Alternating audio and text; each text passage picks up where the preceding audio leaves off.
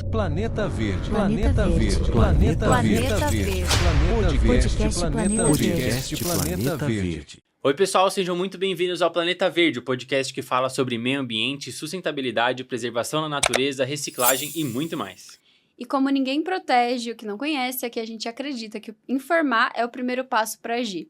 E esse é o nosso propósito, levar a consciência ambiental até você. O Planeta Verde ele tem duas frentes. O podcast é um espaço para conscientização e educação ambiental. E para agirmos, a gente não vai ficar só no estúdio. A ideia é que a gente plante 1000 árvores por mês. Essa é a nossa meta e a gente conta com a ajuda de todos vocês para alcançar esse objetivo. E hoje nós temos a honra de receber Cláudia Visoni, jornalista, ambientalista, agricultora urbana e empreendedora socioambiental. Fundadora da Horta das Corujas, primeira horta comunitária em praça pública da cidade de São Paulo. Criou a União das Hortas Comunitárias, o Instituto Pequenos Paraísos e atualmente coordena a Frente Alimenta, iniciativa voltada ao combate à fome e ao fortalecimento da agroecologia. Seja muito bem-vinda. Eu que agradeço, é Seja uma muito honra bem-vinda. estar aqui, estou muito feliz. É uma honra para a gente receber você aqui no programa que tem esse projeto maravilhoso. E a gente sabe que você está à frente a muitas iniciativas e como a gente tem um tempo limitado, a gente vai focar em algumas coisas específicas. Mas é claro, o espaço está sempre aberto para você vir mais vezes e contar de todos os projetos que você faz parte. Muito legal, fiquei super feliz com a apresentação da Luma quando ela fala que ninguém protege o que não conhece. É verdade. É um dos meus mantras aí. E assim, na verdade, a gente nem consegue desejar o que não conhece, né? Então, a gente está com déficit de natureza grande, a gente tem que reduzir esse déficit. É verdade. Parabéns pela proposta aí do plantio de árvores. Que ótimo. E do estar com Planeta você Verde. e poder contar com você nessa nossa primeira temporada é muito especial, porque o seu projeto é maravilhoso e emocionante e inspirou também o nosso programa, né?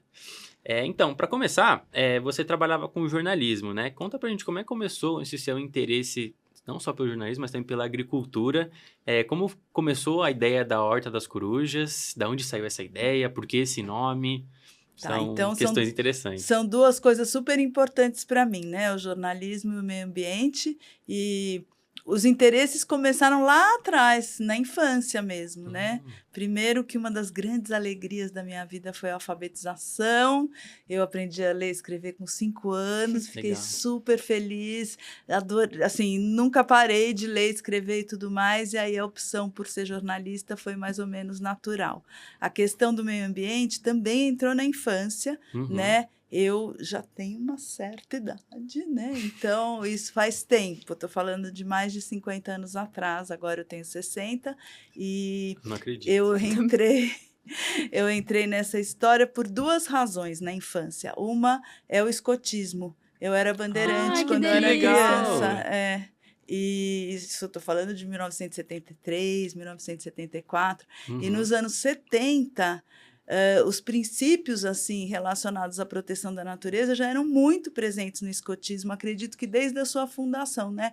Que é fim do século XIX. O primeiro lugar onde eu ouvi a palavra ecologia foi numa reunião de bandeirantes. Caramba, Eu era que legal. fadinha, essa palavra não era uma palavra corrente, né? E a mãe de uma amiga tinha feito, veja só, uma pós-graduação em ecologia nos Estados Unidos e pediu para conversar com as crianças. Que Nossa, éramos que nós, legal. para explicar. Nossa, E aí que- ela explicou e eu entendi. Eu tinha 8 anos de idade. Não que eu tenha virado a Greta Thunberg, nada disso. Eu tive uma infância comum, uma adolescência comum, me formei em jornalismo e tudo mais, mas a sementinha estava lá.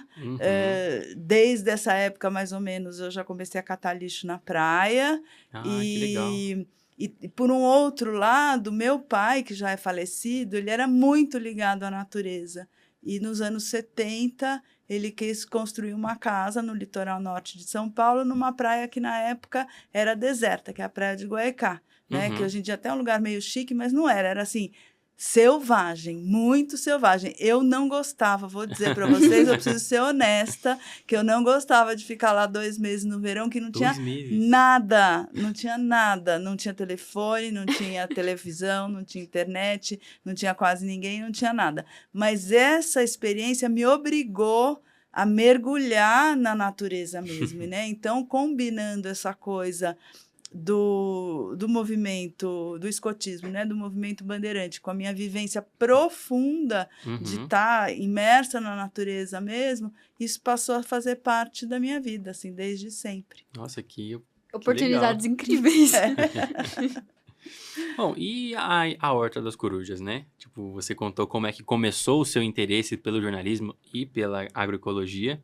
Muito legal ver que uma sementinha plantada na sua infância chegou a virar o que hoje é a Horta das Corujas e tantas outras iniciativas. Como é que ela começou? Tá, então, para ter esse sentido, eu vou ter que fazer assim um rápido trailer da minha vida. Que legal. Né? Eu era jornalista, esse já era um interesse meu, mas não existia um setor do jornalismo de meio ambiente. Uhum. Né? Então, mas mesmo assim, nos anos 80, eu era editora de comportamento da revista Capricho, eu tinha uma página, eu editava uma página de meio ambiente na revista, eu cobria Rio 92 para adolescentes, né? Isso Que faz legal. 33 anos. Nossa, minha prima tinha essas revistas É, da Capricho então, quando a gente era mais novo. Garotas dos anos 2000.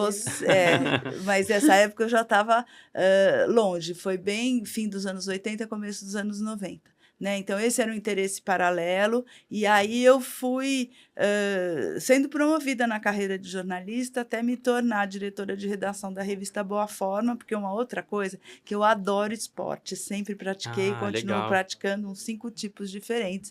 E eu fui diretora de redação da revista Boa Forma há vários anos. Uhum. E no ano 2000, eu fui chamada por uma startup de internet, fui trabalhar na internet. Nesse mesmo ano 2000, eu engravidei de gêmeos. Eu tenho gêmeos, meus filhos têm Que 24 maravilha. anos. Legal. E quando eles nasceram, a minha vida mudou. Porque eu tive 2 filhos ao mesmo tempo. E a vida de jornalista, de redação, naquela época não estava na moda, olha aí a Capricho, não estava na moda home office, né? Você tinha que ir para a redação, e jornalista trabalha até 9, 10 horas da noite, muitas vezes. Uhum. Eu percebi que aquilo era incompatível com estar perto deles na primeira infância. Aí foi mudando a minha vida, né? Uhum. Eu, um pequeno período, trabalhei em agência de publicidade, abri a minha própria empresa de comunicação corporativa, eu fazia site, jornal, livro, revista para outras empresas, que era uma possibilidade de eu ter horários mais flexíveis. E mais ou menos ali, ó, eu na minha horta, mais ou menos ali em 2008, quando eu virei agricultora, né? Quando eu mudei para essa casa onde eu moro hoje, minha ideia já era ser agricultora. Uhum. E por que isso? De tanto estudar, né, esses documentos, as tendências e tudo mais, eu percebi que durante esse século aqui, a humanidade já está tendo, na verdade, problemas com a segurança alimentar. Totalmente. Né? Porque todos os 7 cenários da mudança climática, que é onda de calor, onda de frio, seca prolongada, chuva concentrada, avanço do nível do mar, incêndios e ventos fortes, nada disso é bom para a agricultura. Então, a gente precisa retomar aquele hábito de todas as nossas avós e bisavós, que é produzir uma parte da comida que a gente perto, consome, né? Uhum. Perto.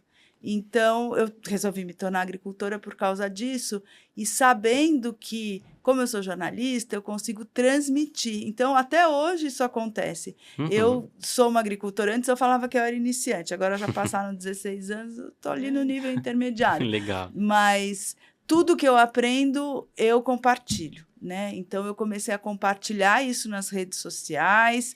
Eu achei que eu era a única maluca que tinha... que estava pensando que a agricultura urbana é importante para a resiliência, até que eu comecei, por causa das redes sociais, encontrar outras pessoas que tinham esse mesmo interesse. Uhum. Em 2011, a gente inaugurou no Facebook, que na época era uma rede social que estava mais na moda, o Grupo Hortelões Urbanos, que existe até hoje, tem umas 85 mil pessoas nesse grupo, do Brasil inteiro.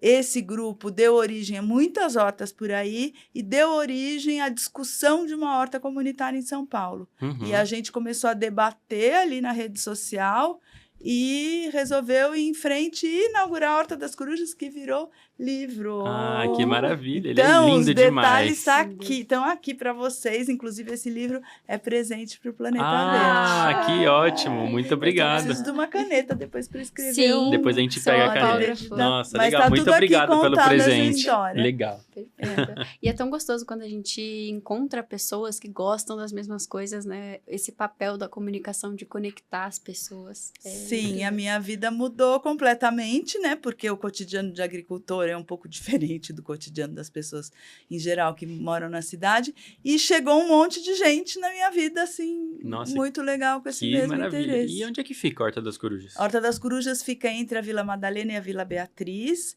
na zona oeste de São Paulo, a uns 10 minutos a pé do metrô Vila Madalena. Só que é um caminho meio, assim, misterioso, porque tem que vir pelas escadas e tudo mais, mas é Mas dá fácil pra de se achar chegar. lá, Dá né? para se achar. E Legal. você lembra do momento em que você decidiu ocupar aquele espaço? Você chegou já plantando? Então, não fui eu que decidi, e tem uma coisa muito importante para os movimentos ambientalistas. Sabe qual é a pessoa mais importante de um projeto? Não é a que tem a ideia. Essa pessoa bacana, Legal, boa. mas Teve a ideia, bacana, teve a ideia, né? Mas todo mundo fica tendo ideia o tempo inteiro. E a coisa mais comum é um grupo de ambientalistas sentar e um falar assim: eu quero fazer uma horta nesse não sei aonde. O outro fala: eu quero plantar 10 árvores. O outro fala: eu quero salvar um passarinho. E aí todo mundo vai para casa, cada um com a sua ideia, porque todas aquelas pessoas foram para a reunião para tentar trazer os outros para a própria ideia. E ali apegado na própria ideia. Ideia de estimação. A pessoa mais importante é a pessoa número 2. É aquela que fala assim: ah, muito legal isso, eu vou te ajudar. Essa é a pessoa que faz o negócio acontecer. Sem essa pessoa, não existe nada. Então, eu não sou a número 1 que teve a ideia dos hortelões urbanos, eu sou a número 2, a número 1 é a Tati Askar. Ela falou, vamos lá. Legal. No caso da Horta das Corujas, a ideia de uma horta que nem era das corujas ainda surgiu nessa conversa aí. Era uma conversa entrou um cara no grupo Hortelões Urbanos, que na época era um grupo que tinha debates muito intensos, e ele chamava Gabriel, não sei o sobrenome, ele começou assim: vai ficar esse papo da meu manjericão no meu vasinho, minha salsinha na minha varanda? É isso esse grupo aqui? Nós não vamos para a praça, montar uma horta, todo mundo... Só que ninguém foi, e nem o próprio Gabriel, eu brinco que ele era um anjo, não era uma pessoa, porque ele apareceu, falou isso, desapareceu, ninguém sabe quem é. E aí começou uma discussão dentro do grupo. Hoje em dia o grupo tem gente do Brasil inteiro e até de fora do Brasil, mas era mais concentrado em São Paulo.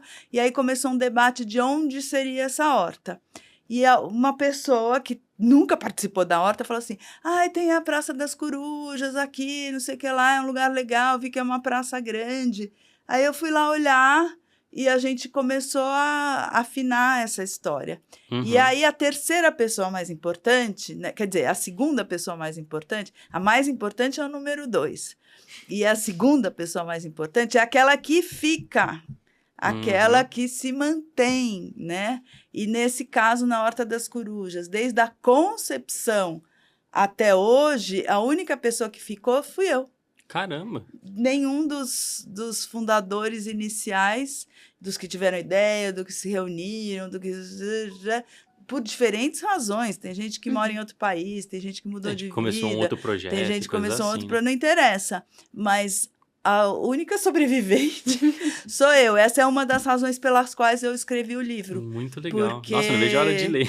Porque só eu primeiro que eu comecei a esquecer as coisas, porque era tanta coisa, eu tive que pesquisar muito para fazer esse livro. Imagina. Pesquisar minhas próprias agendas, pesquisar o histórico do Facebook, pesquisar um monte de coisa, porque você começa a esquecer datas, pessoas e próprios documentos que a gente tinha, né? Sim. Então, aqui está tudo documentado, a história está aqui. Então é importante, lindo, né? Se você começar um projeto, anota tudo, tira foto de tudo, marca as datas bonitinho, porque quem sabe não... E quando vai salvar a foto no computador, você tem um projeto, você vai salvar uma foto, você põe assim, Passarinho, dezembro de 2025. Porque hoje é óbvio, você está aqui no hoje, Uhum. mas daqui a 6 anos, 7 anos, 10 anos, de quando é aquela foto? Pois é. E lá na Horta das Corujas tem, mas ainda tem pessoas que vão lá, né? Sim. Vocês chamam ela essas pessoas que vão de algum apelido carinhoso? A gente pensou em corujinhas voluntárias. Mas tem um nome que vocês chamam Não tem um pessoal? nome, mas tem uma classificação, tá? Que até aparece no livro. Existe arrimo de horta, isso vale para qualquer horta. Arrimo? E eu já ouvi falar que vocês são arrimo da Horta das Flores. Ah. Então, eu divido, assim, em 4 tipos de pessoas que vão numa horta, né? Uhum. Tem arrimo de horta, tem voluntário, tem visitante e tem atrapalhante, né? Tem muito atrapalhante, Tem muito cara. atrapalhante. Então, o que é arrimo de horta? Arrimo de horta é aquela pessoa que, sem ela, a horta despenca, vira um matagal, vira uma confusão. Então, Sim. é muito fácil saber se é arrimo de horta ou não. Então, eu vou virar para vocês dois, Nicolas e Luma. Vou perguntar. Tá, se hoje eu falasse para vocês estão proibidos de ir na Horta das Flores, vocês não podem entrar lá durante 3 meses. Estão proibidos. Nossa, eu ficaria zoado. E o A espaço... cara dela. O espaço lá, eu acredito tipo- que, como a gente tem uma participação muito grande em quase todos os setores da horta, não só porque a gente também faz parte dos outros projetos que atuam de final de semana, acredito que o lugar não ia ficar tão legal sem a gente lá. A gente tem outras pessoas que são arrimos, que ajudam, só que como é um espaço muito grande, seria bem complicado para essas duas pessoas darem conta de tudo Por exemplo, se o sozinha. espaço que eu sou responsável, tem um setorzinho lá que é um espaço de terra ali que eu que cuido. Se ninguém cuidar, vai ficar lá daquele jeito. Aquilo lá, em 3 semanas, se você não dar uma podada, se você não tirar os matinhos, some. E questão de monitoramento também, né? A gente faz monitoramento de fauna, tem os dados, tudo bonitinho, então seria bem caótico. Então, Planeta Verdes, vocês acabaram de ver a explicação do que é um arrimo, né? A gente fala, existe essa expressão, arrimo de família. Arrimo é aquilo que sustenta uma construção. Se aquilo cai, Entendi. né? Então, é muito fácil saber se a pessoa é arrimo. Você pergunta, você faz essa exata pergunta. Ó, você vai ficar 3 meses sem ir lá. A pessoa fala, pelo amor de Deus, não faz isso. Começa a ter uma cara de pânico, que nem a da Luma. A Luma, ela não conseguia nem falar. Ela falava assim, Paralisado. paralisado. Qual que é a diferença de um voluntário? Voluntário fica 3 meses sem aparecer numa horta. Aí ele chega lá um dia e fala assim, gente, como esse lugar tá bonito! Nossa, que lindo! Eu vim aqui um dia, não É era sempre assim. uma delícia vir aqui, porque tá sempre lindo. Adora tirar uma foto linda, Não, postar a pessoa lá. até dá uma trabalhadinha, mas a sensação que ela tem, ela pisou lá e fala assim, não, parece que é tudo mágico, assim, nossa, tá tudo lindo, gente, que legal, voltei, né? Isso é voluntário, assim, ele é super bem-vindo, super bem-vindo, mas se depender só de voluntário, o negócio É desmonta. complicado. Visitante é aquele que visita, vai lá visitar, é super bem-vindo, é muito importante. Uhum. É nos visitantes que a gente amplia essa bolha Sim. ambiental. São os visitantes que conhecem para proteger. São os visitantes que conhecem para desejar. Os visitantes são super importantes. Mas eles são visitantes, eles Sim. não estão lá Diariamente, né? nem diariamente, nem não são eles que vão resolver os problemas. Sim. Inclusive, visitante, você chega na horta, tem um visitante, a pessoa fala assim, oi, ó, caiu um negócio aqui, precisa tirar, sabe assim? Nossa senhora. É isso. Ó, tem uma sujeira aqui, precisa tirar. Isso é visitante. A pessoa tá lá visitando, né? Não é com ela. E atrapalhante é aquele que vai roubar muda, vai Nossa, roubar mas o que tem composto, disso... vai detonar, vai fazer fogueira, vai destruir coisa. E isso acontece bastante na Horta das Corujas. Isso acontece bastante. A Horta das Corujas é um espaço público aberto, é diferente Uhum. da Horta das Flores. Que é São gradeado. raríssimas as hortas que são abertas, porque a barra é muito pesada. Assim, a Não, lá é fechado e já acontece isso. Imagina que se não tivesse a O pessoal grade lá... pula lá, imagina lá que não tem Então, grade. é isso. É muito difícil. Tanto é que a gente tem uma dificuldade. Todo mundo pergunta o que vocês fazem com a produção, não sei o que lá.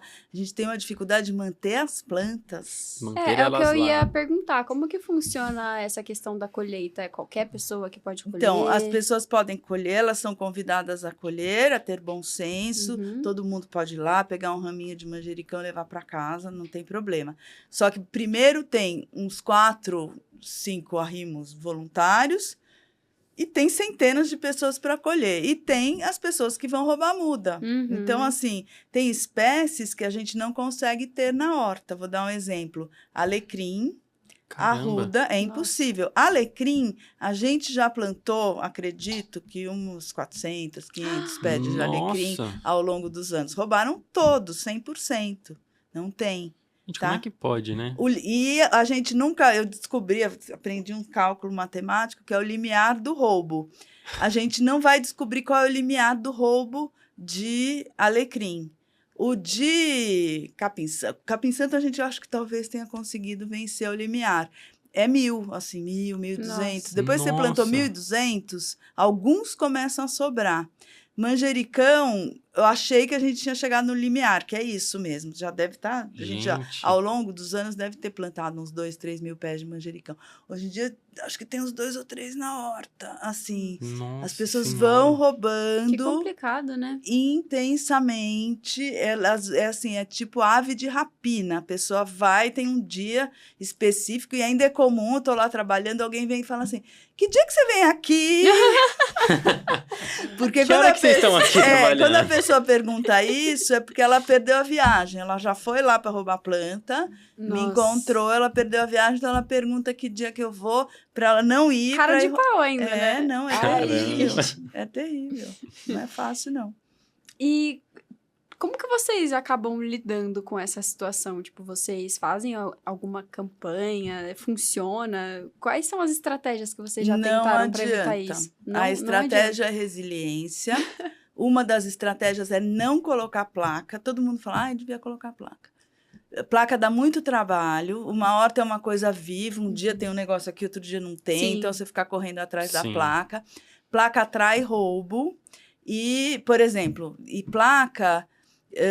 às vezes desperta o que há de pior na pessoa. Vou dar um exemplo. Eu que limpo as cacimbas da horta todo ano, no geral no fim do verão, eu entro para Uhum. tirar coisas. E as pessoas jogam pedra, caco de vidro, objetos variados. Você vai mexer no fundo da cacimba, é até meio perigoso, porque tem de tudo. Uhum. Então, eu fui lá e fiz uma plaquinha. Por favor, não joga objetos na cacimba. No dia seguinte, eu cheguei lá, a placa estava assim, jogada dentro da Nossa. cacimba. Nossa Senhora. Então, assim, a gente está lidando com... Eu acredito, aí numa conversa um pouco mais espiritual, eu acredito que a gente está lidando com transmutação de energia, né? Então, assim, Uhum. entra a gente lá, aquilo é um lugar para dar uma elevada na cidade, no astral, no tudo. Só que a gente lida com a realidade como ela é. Existe pino de cocaína que aparece lá, existe camisinha usada, existe, às vezes, cocô, e é o arrimo que vai lá limpar, né? Sim. A pessoa que faz assim, ó, numa bananeira, pega um facão, faz assim, a bananeira cai de atravessado em 5 canteiros e a pessoa vai embora. Ela pegou a banana e Uhum. foi embora, assim. E nesse processo, né, de criação e até chegar no dia de hoje, você teve mais apoio ou mais crítica? Alguém chegou a falar assim, isso aqui não é lugar para plantar tempero? Chegou. Como é que foi? Chegou. Então, aí tem uma construção, né? Vamos Uhum. lembrar que a horta foi inaugurada em 2012 e... Naquela época, não estava modinha a horta comunitária. Uhum. Assim, a Horta das Corujas foi a primeira em espaço público aberto, né?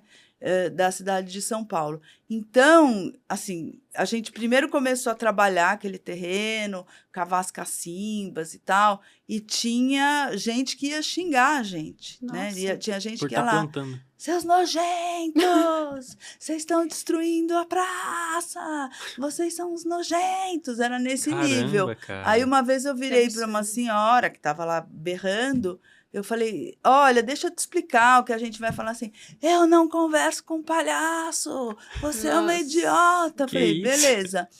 Anos depois, ela acha que eu não lembro dela, mas eu lembro. Anos depois está essa senhora passeando na horta com seu netinho, né? Então, tem algumas... No começo foi muito difícil, tinha grupos de vizinhos que queriam tirar a gente de lá.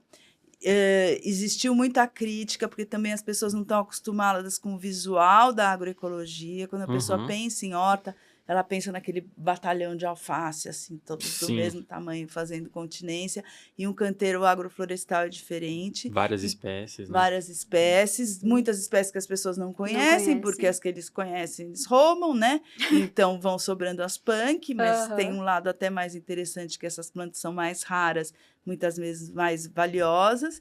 Então, tem os dois lados. Tinha a falta de conhecimento e experiência das pessoas, que levava elas, e a naturofobia levava elas a rejeitar, e a gente foi aprendendo também a desenhar aquela paisagem. Então, uma horta comunitária, ela também tem uma função de uma tecnologia de transição de mentalidade. Uhum. Totalmente. Então, aquilo que às vezes um agrofloresteiro acha lindo, maravilhoso, você, na hora de aplicar na cidade, no espaço público, você tem que fazer umas certas concessões. Então, eu vou dar um exemplo. Isso eu falo para um monte de gente. Gera muita rejeição um lugar que parece um matagal impenetrável. Uhum. Então, às vezes, a diferença entre algo que a vizinhança vai reclamar, tem um chilique, um ataque, não sei o que lá, e um lugar que é aceitável é um caminho. Uhum. Então, quando você não pode não ver o caminho. Então, na Horta das Corujas, até quando chega voluntário novo, fica muito decepcionado, porque a pessoa acha que ela vai plantar e não sei o que lá. E eu, 80% do tempo que eu estou na horta, eu estou cuidando dos caminhos. Uhum. Para que eles... E limpar as bordas dos canteiros para ficar muito... Assim, Pra ficar visível. visível. Isso aqui é um canteiro, isso aqui é um caminho. Então, invista no caminho, se você está tendo problema com a vizinhança. Caramba, legal. Não imaginava isso, não. E você acredita que iniciativas como Horta das Corujas podem ajudar a prefeitura a repensar o uso de terras improdutivas? Ou faltam ainda medidas, políticas públicas? Então, tem uma coisa muito legal da qual a gente faz parte da construção. São Paulo tem uma boa política pública de agricultura urbana. Uhum. Essa política se chama Sampa Mais Rural, está mapeada. O POT, né, que é o Programa Operação Trabalho, que tem os bolsistas nas hortas. Isso tudo é muito legal. Eles dão um apoio bacana, Eles construíram dão- as escolas estufas em as algumas escolas hortas urbanas. estufas, isso. Então, assim, a gente tem uma política pública. E é óbvio que não foi o movimento sozinho das hortas comunitárias que conquistou isso, mas a gente foi pioneiro, a gente, de alguma forma, prototipou isso, a gente trouxe para o repertório da cidade, porque aquela mulher que ia gritar comigo, quando ela ia gritar, ela falava assim: além de tudo, você é louca, porque ó, lugar de horta, cidade não é lugar de horta, vai plantar lá no interior, não sei o que lá, porque não estava no repertório mental horta urbana. Assim como eu, quando ouvi pela primeira vez a expressão agricultura urbana, eu falei, é uma coisa que gera uma dissonância cognitiva. Então, o movimento das hortas comunitárias fez entrar no repertório da cidade, do país.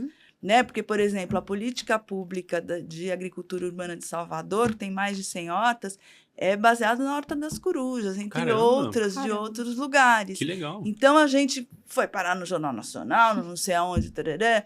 Isso contribuiu para... Hoje, no Brasil, você fala de horta urbana, isso entrou para a cultura, isso é muito legal. E o Sampa Mais Rural, boa parte das pessoas que operam esse programa tem as equipes da prefeitura, mas também tem equipes contratadas que operam.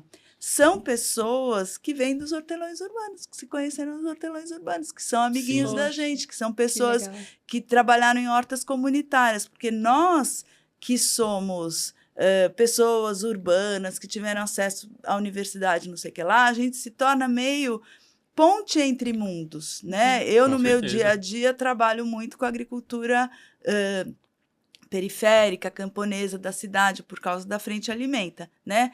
E eu fui percebendo ao longo desses anos que é como se um falasse grego, outro chinês. Quem está no poder não entende nada de enxada. E quem está ali camponês tem muita dificuldade de debater uma política pública e tudo mais. Então, andou, a gente conseguiu andar. Nossa, que maravilha. Isso é muito bonito de ver que realmente tem uma mudança, né? Hoje em dia, para mim, é comum ter horta na cidade. Sim, sim. E é relativamente recente, né? Sim. Quantos anos vocês têm? 23. Eu tenho... Não, 22. Você tem 22, eu tenho 23. Eu errando minha idade. Então, a Horta das Corujas surgiu quando vocês ainda eram crianças. Sim. E isso começou... Então, para vocês, é natural. Uhum. Para aquela senhora, que eu tenho 60, ela deve ter uns 70, sei lá, a mentalidade dela há 13 anos atrás era: vocês são loucos, cidade não é lugar de horta. E isso é uma realização muito legal, saber que vocês, por exemplo, que isso entrou na história da cidade, na infância de vocês, é natural. Uhum. Agora, nas corujas, né, como a gente já tem 13 anos, as crianças que iam lá com 3, 4, 5 anos, hoje em dia são adolescentes ou estão na universidade. E é a coisa mais natural do mundo para elas, assim, faz parte Nossa, da vida desde que bom nasceu. que a iniciativa que você tomou lá atrás hoje fez virar algo comum no Brasil, né? Porque você falou, tem vários estados já tem as E não hortas, fui eu né? sozinha, que eu não faço muitas nada pessoas, sozinha, né? Claro. Bom, e você acha que... O que falta para São Paulo ter mais hortas urbanas e quais são os principais benefícios que essas hortas trazem para quem vive perto delas e convivem com elas? Olha, benefícios eu preciso colar eu mesma, que tem aqui, porque esse livro, ele conta a história da Horta das Corujas e ele também é um guia de plantio, tá? A segunda parte que dele legal. é um guia de plantio. Então, tem capítulo aqui, como iniciar uma horta, plantas fáceis de cultivar, como produzir terra, sugestões para escolas, sugestões para governantes, sugestões para o ativismo coletivo dar certo. Caramba. Mas tem um capítulo que chama 20 motivos, página 169. Porque as pessoas É perguntam. bom que é seu guia, né? Para as conversas. Então, por que, né, plantar? Então, são 20 motivos. Eu vou ler os 20. Por que plantar? Então, é menos pressão sobre os recursos naturais, porque o que você produz na cidade, você não precisa produzir fora. Combate às ilhas de calor, permeabilização do solo, umidificação do ar, refúgio de biodiversidade, redução da produção de lixo, segurança alimentar, conservação de espaços públicos, redução da criminalidade, vida local, contenção da mancha urbana, geração de trabalho e renda, combate à solidão, lazer gratuito, mais saúde, educação ambiental na prática, educação nutricional, integração agricultor-consumidor, valorizar saberes tradicionais e reconstruir pontes entre as pessoas. Esse último é uma função política, porque a gente está numa sociedade muito polarizada. E não é só a horta que faz isso, cachorro também é ótimo disso, comida também é ótimo disso. Porque, assim, se você saiu com o cachorro, o vizinho saiu com o cachorro, vocês provavelmente votaram vocês têm religiões diferentes, estilos de vida diferentes, votaram e pensam tudo diferente. Mas para debater o que o Lulu fez, o que o Lulu gosta, não interessa nada disso. E na horta é a mesma coisa. Ninguém entra numa horta para ficar fazendo discurso de abaixo isso, acima aquilo. Você começa, nossa, isso aqui tinha no sítio da minha avó. Sim. Tinha. Vocês devem viver isso no dia a dia. Com certeza. Né? Então, isso é um serviço político que a gente presta.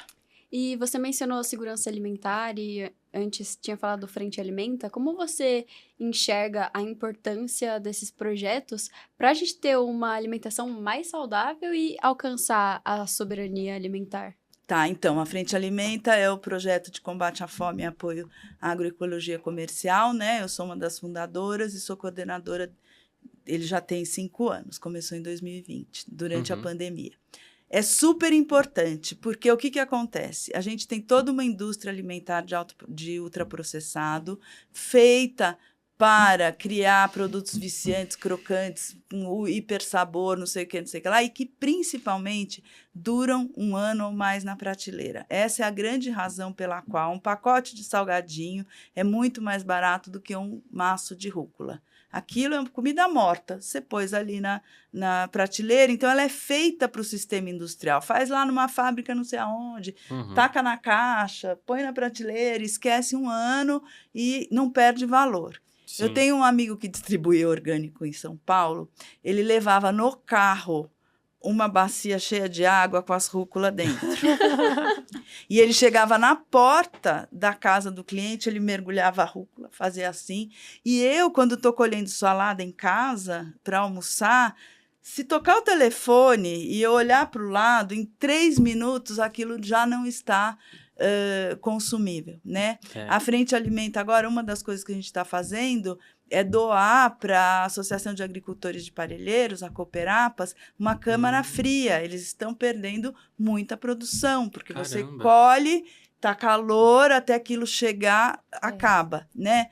Então, isso para dizer que a cena, essa cena que hoje é acessível para pessoas ricas, que é entrar num supermercado de ar-condicionado, pegar um carrinho, sair pelos corredores, colocar uma rúcula, uma fruta, um não sei o que lá, e ir para casa, isso dificilmente vai ser acessível a quem está na base da pirâmide, né? E os produtos frescos, eles vão ficando caros à medida que é mais difícil mantê-los vivos. E os mercados mais de gente rica, assim, que você vai, eles têm até um chuveirinho de água, fica espirrando água na plantinha, ela tá sempre brilhosa. Exatamente. E essa é a diferença. Um supermercado de área rica, você entra, isso tudo tá lá na frente.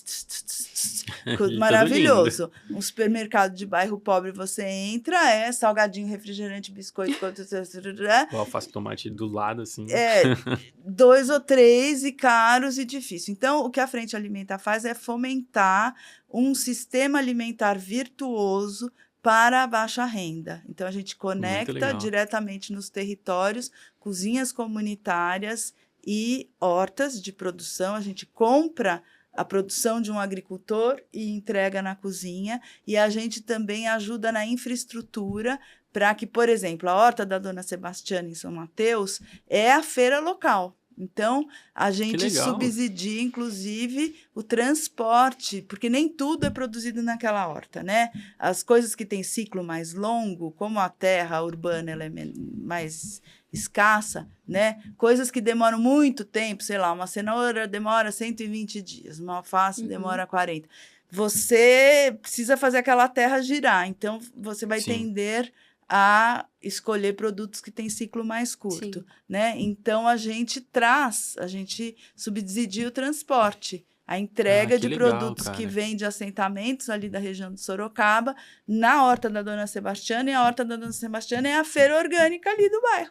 E esse projeto é interessante justamente por trazer o local, né? Porque a gente importa tanta coisa, sai de longe e não tem esse incentivo de quem está ali do lado produzindo. Exatamente.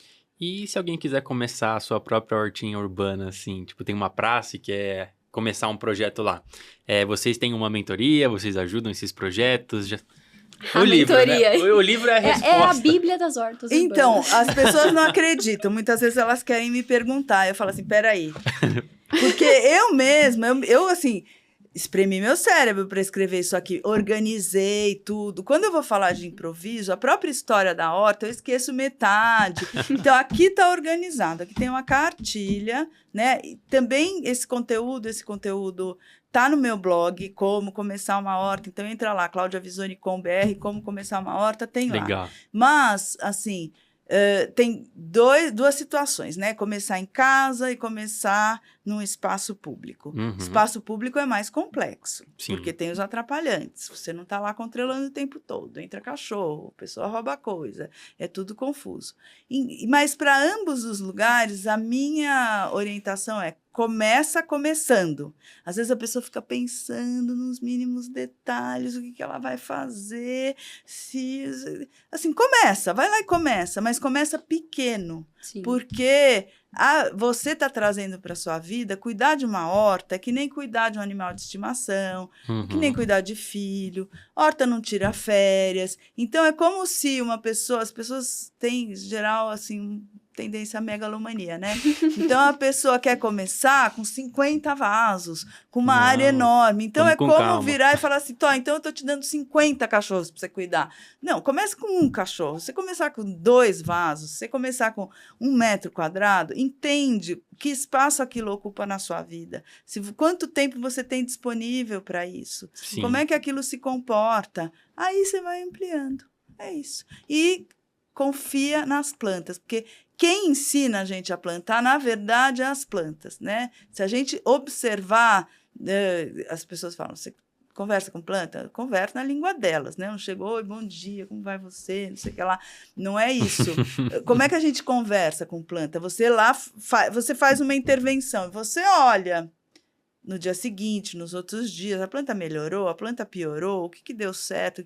Então, é um trabalho muito de observação e conexão. E com o tempo, e cada horta é única. Eu evito ir na horta dos outros dar palpite, porque é diferente. Sim. O ambiente é diferente, Energia a energia é diferente. diferente, as pessoas são diferentes, é tudo diferente. Não E às vezes é adianta. aquela questão que você falou, da placa, por exemplo. Não tem placa, mas você sabe o que aconteceu para não ter placa? E, tipo, às vezes numa horta dá certo, noutra horta não. Exatamente. E, tipo, não adianta você querer fazer as coisas do seu jeito na horta de quem tá ali vivendo o dia a dia. Excelente, é isso. Sempre quem está ali vivendo o dia a dia é que sabe quais são as dinâmicas do lugar. As necessidades. Sim. Durante esse tempo, quais foram as coisas que você aprendeu sobre gestão de espaços públicos? Então, e de pessoas, né? Bens comuns. De bens comuns. Primeiro é assim, primeiro é um certo banho de realidade, Uhum. né? E é uma coisa... Na polarização política, um lado sempre acha que é maravilhoso e que se eliminar o outro, o mundo será um paraíso sobre a Terra, né? E aí o que eu aprendi é que pessoas de todas as ideologias não têm muita vontade de pôr a mão na massa.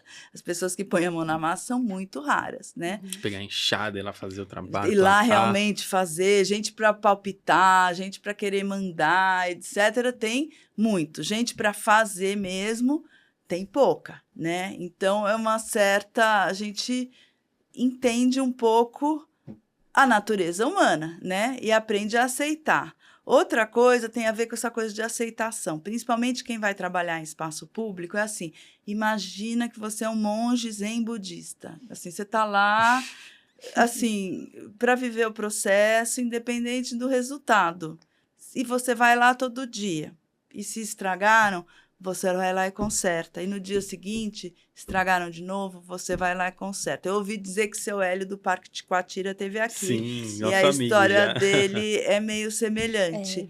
É um trabalho de resiliência.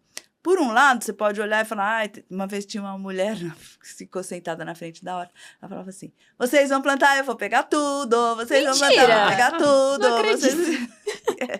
Não acredito. Pode pegar, mas ajuda, pelo menos. Não, nem ajudar. Ela foi para irritar mesmo, Mano. né? Nossa E assim, Senhora. deixa ela falar, né? Então, você tá lá para cuidar daquele espaço, para resolver o que tivesse que ser resolvido, é que nem Alcoólicos Anônimos, um dia de cada vez. E isso é um processo que, para essa pessoa que foi lá tirar sarro da gente, tem uns bobos aí, né? Por outro lado, a gente está se construindo.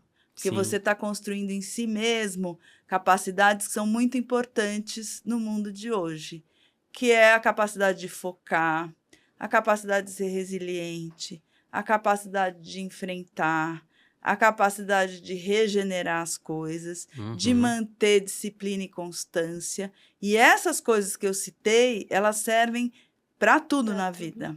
Serve para relacionamento, serve para profissão. Então, uma horta é um lugar ideal para você...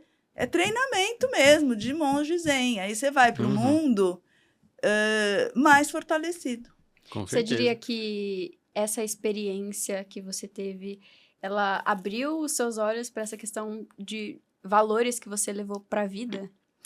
Olha, com certeza essa experiência me modificou, né? Assim, me trouxe muita, desde os hortelões, na verdade, desde antes da Horta das Corujas, que é atender as pessoas. Às vezes tem gente maluca que entra em contato, assim, como você lida com gente maluca, como você Sim. media conflitos, né? Uhum. Uma vez teve um conflito que quase estava saindo tiro nos hortelões, que era uma coisa ligada a cannabis. Alguém postou algo em relação a cannabis. Aí entrou um senhor que era mais conservador, ele falou assim, o meu filho está nesse grupo, meu filho é criança, eu não quero que tenha... E aí começou aquela guerra com o Campal, estava todo mundo tentando se matar no grupo. Nossa E Senhora. aí o cara era policial, ele falou, eu vou denunciar vocês, não sei o que, não sei o que lá. E aí eu fui ver a foto do perfil dele, e ele, era uma imagem dele pescando. E meu pai era pescador. Aí eu comecei a puxar papo com ele. Falei, olha, você pesca. Meu pai também pescava. Comecei a puxar um monte de conversa lá relacionada à pescaria. Acabou a conversa. Ele que estava dizendo que ia mandar prender, soltar, não sei o quê. Não sei o que lá. Ele estava assim, ai, Deus te abençoe, tenha um bom fim. Estava assim, tsum. Então isso me ensinou. Assim, e também... o plantio me abriu para o mundo espiritual mesmo, assim, porque isso é uma coisa que até acalenta o nosso coração, que a gente está vivendo esse período de colapso ambiental, né? Então, nós que somos ambientalistas, a gente fica sendo bombardeado só por notícia muito difícil, de coisas muito horríveis que estão acontecendo. E quando você vai para a Terra, primeiro você está fazendo alguma coisa. Depois, a ciência já comprovou de 1000 formas o quanto isso é importante para a nossa saúde física, mental e espiritual, né? E depois, eu não sei explicar em palavras, mas existe uma comunicação entre os seres, né? Você vira parte daquele ecossistema, vocês devem ser parte do ecossistema da Horta das Flores. Vocês são mais um elemento. Mais tem um a ser que tá árvore, tem a abelha borboleta, as plantas e vocês. A gente volta a ser aquele primata no meio da natureza, que é o nosso lugar. Então, isso acalma, e nós somos uma espécie muito recente nesse planeta. Então, as formigas, as abelhas, as plantas, elas estão aqui há milhões de anos. Nós estamos aqui só há 300 mil anos. Então, a percepção de tempo dessas espécies é outra. Então, você entra numa outra vibração. E sinceramente, eu acredito que essa questão da gente se ver separado dessas coisas é só uma ilusão. E quando você passa a enxergar que você é um só com tudo aquilo, é que você realmente está vendo a realidade. Sim, e por isso que você não pode se afastar, por isso os arrimos estão lá. Todo mundo que é arrimo, você é mais um bicho naquele ecossistema. Assim. E para mim, a maior transformação foi começar a usar os temperos que eu cultivo. Então, lá em casa, agora o meu alecrim, o meu orégano, a minha cúrcuma e agora meus tomates, que vão crescer lá na Horta das Flores, é tudo orgânico, tudo eu que faço. E você vai sentir o cheiro, nossa, é outra coisa. Eu aprendi a fazer esses tempos páprica, que você pega o pimentão, desidrata, nossa, mas é totalmente diferente do que você compra industrializado, é outro mundo. Eu morro de dó quando eu vou em supermercado e vejo aquele galho de manjericão deitado no isopor ali. Tadinho. Eu falo, gente, me dá assim uma compaixão dele, né? Porque a experiência é totalmente diferente, tem muito mais óleos essenciais, substâncias ativas, etc. Aquilo que você colheu e comeu, né? Sim. Bom, e dentro dessa história toda, né, em que momento que você decidiu entrar na política, né? Como é que isso aconteceu? Qual cargo você ocupa? Como é que foi essa experiência? Tá. Não fui eu que decidi. Primeiro, o que aconteceu? Isso foi 2018. Eu sou uma pessoa do diálogo, eu gosto de conversar com todo mundo, de todos os matizes ideológicos, de todos os estilos de vida. E eu tinha para mim a ideia de não entrar na política partidária de jeito nenhum. Sim. E aí, em 2018, me convidaram para uma conversa, um pessoal da bancada ativista, porque iam fazer um grupo para disputar coletivamente as eleições. E eu fui na conversa para ser fina. Assim, eu já tinha um discurso, eu ia falar, nossa, muito obrigada, me sinto honrada, não sei o que lá, mas o meu caminho não é esse, porque o discurso estava perfeito. Eu fui lá tomar um café, eu ia falar, nossa, obrigada, é uma honra, já tinha ensaiado no espelho, tudo. Só que quando eu ouvi a conversa, porque assim, eu ocupo todo o meu tempo com as questões socioambientais. De manhã até à noite, são 1000 coisas. Eu não consigo colocar mais 1 grama de nada para fazer na vida.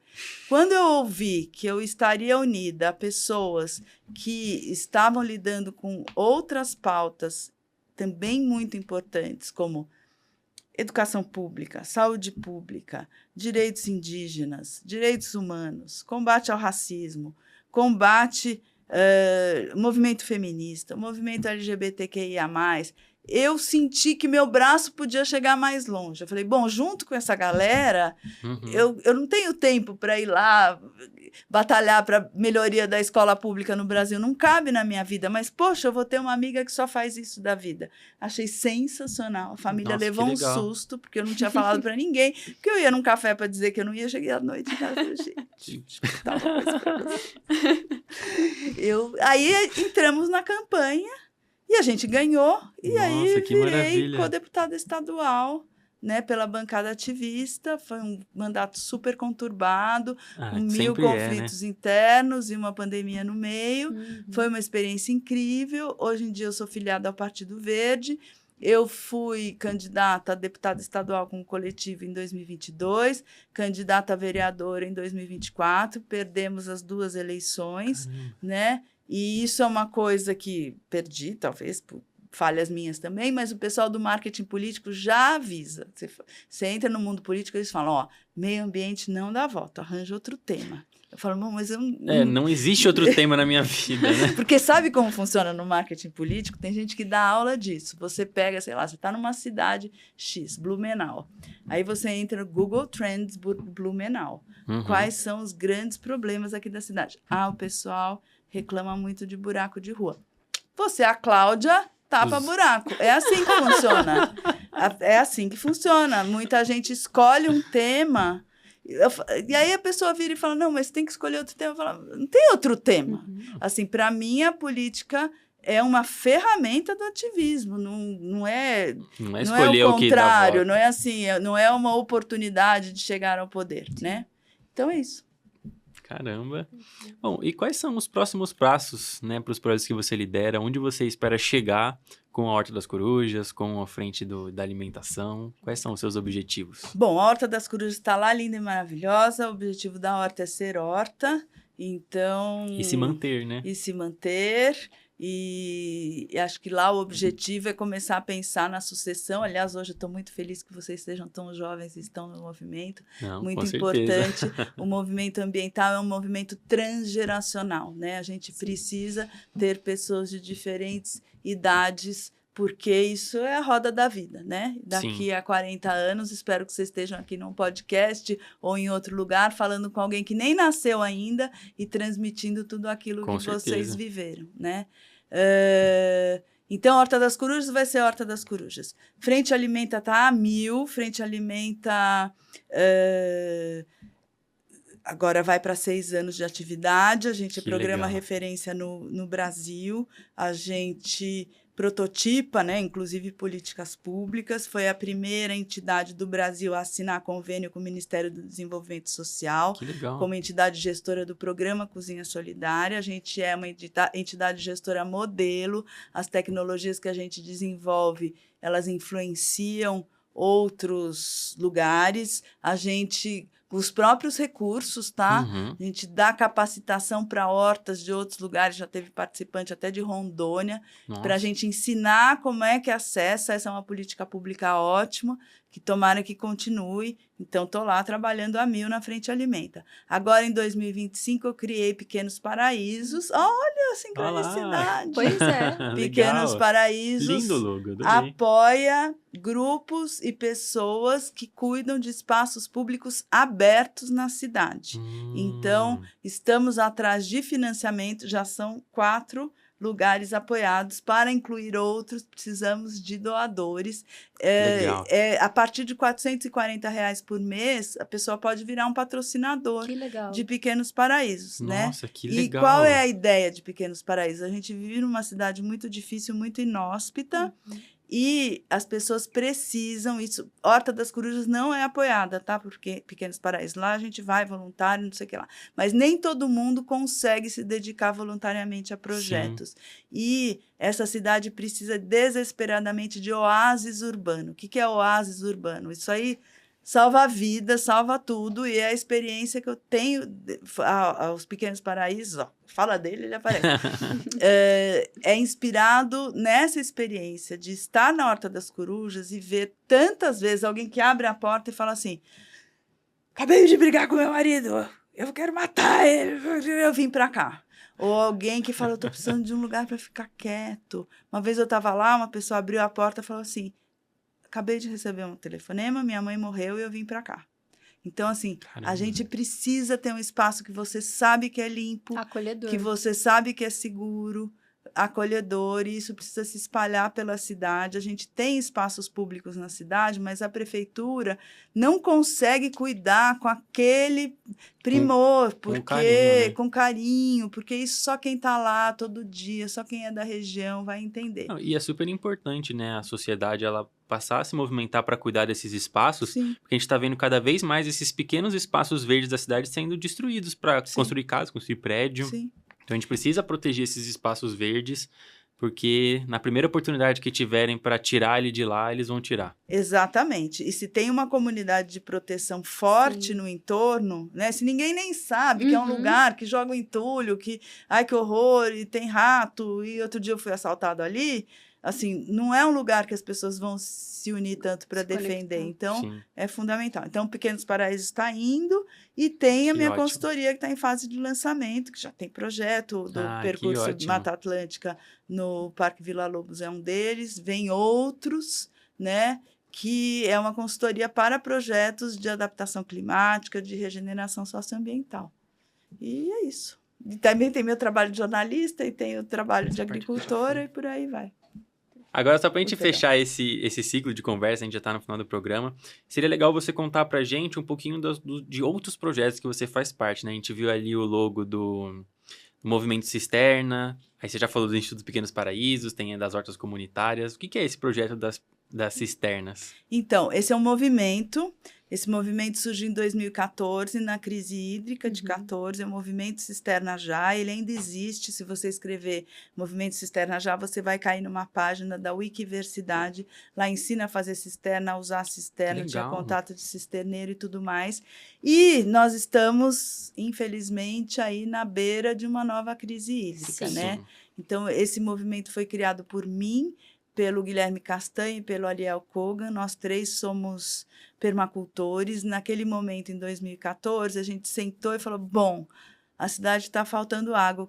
O que a gente, pessoa, pode fazer, né? Uhum. Que não depende de transposição de rio, não depende... Então, o cenário climático está caminhando para isso que a gente está vendo. Secas cada vez mais prolongadas e chuvas concentradas. Sim. Então, a gente vai ter que... Cisterna é muito importante para isso. Todo mundo que puder, existe desde a cisterna de baixo custo, de 200 litros, que está lá no Cisterna Já, a gente ensina, qualquer pessoa que tem uma calha em casa pode fazer. Uhum. Existe cisterna de 50 mil litros, existem cisternas de Caramba. 100 mil litros. Na minha casa, eu tenho uma de 3 mil litros de alvenaria, né? Então, é importante a gente se equipar com isso, porque este é o padrão. Nós vamos passar por secas e, de repente, chove tudo junto. Sim. Legal. Quando chove, vai tudo para a rua e vira enchente. Quem tem cisterna, inclusive, ajuda a evitar que as enchentes aconteçam. Uhum. Outro detalhe, quando tem enchente, as pessoas ficam sem água limpa, né? Sim. Fica lá circundado de água, mas o abastecimento é interrompido. Então, é um equipamento super importante para a resiliência. Esteve muito na moda na época da crise hídrica. Então, na época da crise hídrica, eu acordava e falava assim, eu vou tomar meu café, não sei o que lá, depois eu ligo o celular. Quando eu ligava o celular, tinha 50 mensagens de gente, eu preciso de uma cisterna hoje, eu preciso de uma cisterna. Então, assim, o momento de fazer cisterna é agora. E, principalmente... Caramba. Os equipamentos maiores, equipamentos públicos, deveriam estar equipados com cisterna. A água de cisterna não serve para beber, não serve para escovar o dente, não serve para cozinhar, não serve para tomar banho. Para todo o resto serve. Serve para lavar roupa, para usar no vaso sanitário. Então, mais de 50% dos usos de água de uma casa podem ser De cisterna. supridos pela cisterna. E aí a gente deixa a água tratada, a água que a gente recebe da rede de abastecimento, para esses usos. E a gente Uhum. passa, aquela nossa água vai durar mais. Nossa, a gente tem um amigo que ia ser muito legal te apresentar, que é o Adriano Sampaio. Ah, que é veio meu aqui, amigo. caçador de nascentes. Nossa, ele vive isso que você tá falando, É. né? Tipo, da reutilização O da água. Nascente do Rio Bravo, o projeto do Adriano com a Suerda, é apoiado por Pequenos Paraísos. Ah, que Ah. Se legal. você gostou do episódio com o Adriano Sampaio, ajude a gente Por a favor, continuar por favor. ajudando o projeto deles. Pô, que legal, cara. E a gente já está finalizando o nosso programa. Tem mais alguma questão que você gostaria de comentar? Uma mensagem final? Eu estou muito feliz de estar aqui. Ah, Agradeço o Planeta Verde, agradeço o João, que é o criador disso aqui tudo, e Lumen e Nicolas, assim, agradeço demais essa oportunidade de ter ficado aqui conversando com vocês e conhecer Maravilha. vocês. E passou muito agradece. rápido, né? Tipo, uma hora que passa voando, né? Eu poderia ficar o dia inteiro aqui conversando, mesmo sem um roteiro. Tem tanto o que falar. Muito bem. Mas a gente quer que você utilize esse espaço agora, então. Divulga suas redes sociais, de todos os projetos. Pode ser direcionado lá para a câmera, para o pessoal que está assistindo Tá ver. bom. Então, fala as suas redes sociais, Então, os projetos. eu bonitinho. sou @Cláudia Visoni, Visoni Visoni. Estou à disposição. Eu respondo todo mundo que me procura. Então, se eu não respondi, eu não achei a sua mensagem. Só que tem muita gente que me procura, então eu sou uma pessoa meio objetiva. Tem gente que fala que eu sou meio brava. Não sei se eu sou brava, mas eu sou objetiva, porque a gente tem disseminado na nossa sociedade o hábito das pessoas darem perdido nos outros. Eu não dou perdido, eu respondo. Mas você entenda que eu estou apressada quando eu estou falando com vocês. Então é isso, @Cláudia Visoni. O livro tá aí, tá à venda em tudo quanto é Põe o link lugar. na descrição. Site da Bambual Editora. E é isso, estamos juntos aí na construção de uma cidade, de um país mais gostosos de viver, mais resilientes, Amém. mais verdes, mais fresquinhos, mais biodiversos. Bom, antes da gente finalizar, então, de uma vez o programa, a gente queria falar para você do nosso projeto, que é o Pedágio Verde, que é a nossa iniciativa para a gente poder plantar as 1000 árvores que a gente falou no começo do programa. E aqui tem um QR Code para você fazer uma doação para a gente dentro do nosso projeto. E é muito importante a gente poder contar com a Horta das Corujas e com você, né, já que você participa de vários projetos, para a gente alcançar esse objetivo, né? Porque a cidade precisa de mais árvores. Muito bem, É uma ação que... já estou aqui doando. E fica visível para o pessoal que está lá Sim, também? a gente vai abrir a doação para o público num então próximo tá bom. momento, mas a nossa ideia agora no começo do projeto é os nossos convidados fazerem as doações, e no dia do plantio a gente vai chamar todos os entrevistados para a gente Muito fazer essa legal. troca de figurinhas de todo mundo, porque todo mundo que veio aqui tem esses projetos, tem a intenção de transformar o mundo num lugar melhor para viver, e poder contar com a sua ajuda é uma honra, de verdade. Estamos juntos na mesma missão, muito legal. É isso aí. Então, para você que assistiu o podcast de hoje, muito obrigado. Não se esqueça de seguir a gente nas redes sociais. Se inscreve no canal, curte o vídeo, comenta uma corujinha aqui, compartilha o vídeo para chegar para mais pessoas. E eu acho que é isso, né? Até a próxima, então, gente. Ó, tchau ali pra câmera. Tchau, tchau. Obrigado.